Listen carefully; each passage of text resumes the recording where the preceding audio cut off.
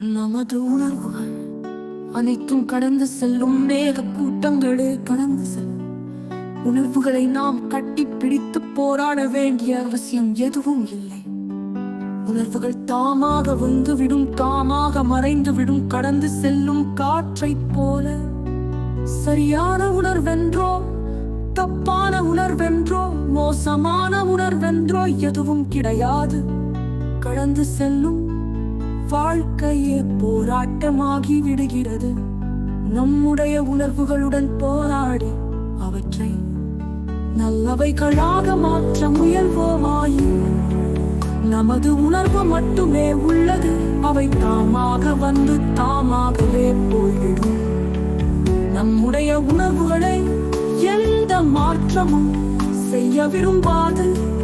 அப்படியே ஏற்றுக்கொள்வதுதான் சரியானது என்று புரிந்து கொள்ளுதலே சரியான புரிதலாகும்.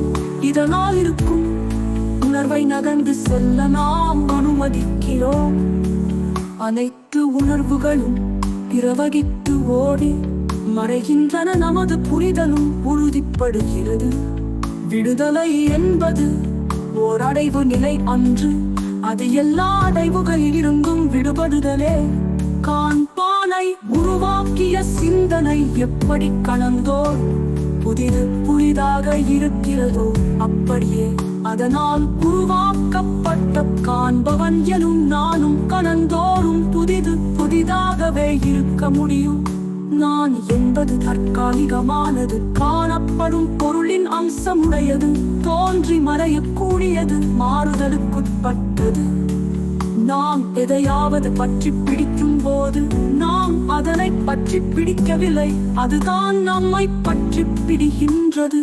நம்மை பற்றி பிடித்தவை எல்லாம் அவற்றும் இயல்பை நமக்கு கொடுக்கின்றன.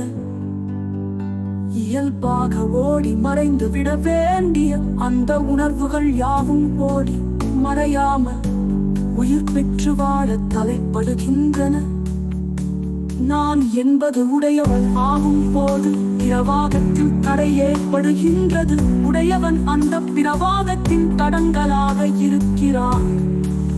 நான் இப்படி எதிர்காலத்தில் நிகழ வேண்டும் என்ற எதிர்பார்ப்பே உடையவன் உருவாவதற்கு காரணமாக அமைந்துள்ளது. நான் உடையவன் போய்விட வேண்டும் என்று நினைத்தாலும் கூட அதுவும் ஓர் எதிர்கால நிலையின் மீது கொண்ட அக்கறையே அது உடையவனை மேலும் பொருட்படுத்துகிறது. நான் உடையவனும் தானாக ஏற்படுகிறது, இயற்கையாக ஏற்படுகிறது. தானாக வந்தது தானாகவே போய்விடும். நம்முடைய உணர்மனம் தன்னை சீரமைக்க எந்த போராட்டத்திலும் ஈடுபடாமல் அமைதியாக நான் உடையவனும் தானாக ஏற்படுகிறது. நாம் அதனை மாற்றியமைக்க தேவையில்லை. இருக்கையில் நமது தேவையறிந்து நமது அடிமனமும் ஆழ்மனமும் உதவிக்கு வருகின்றன. நாமாக முனைந்து போராடாமல் அமைதி காத்திடும் போது நமது உணர்வுகள் அனைத்தும் தாமாக சீராகின்றன. அதன் இயக்கத்தை ஆழ்மனதே ஏற்றுக்கொள்கிறது, சீரமைத்துக் கொள்கிறது. ஆழ்மனம் பற்றி பிடித்தலும் இல்லை, போராடி துரத்துவதும் இல்லை.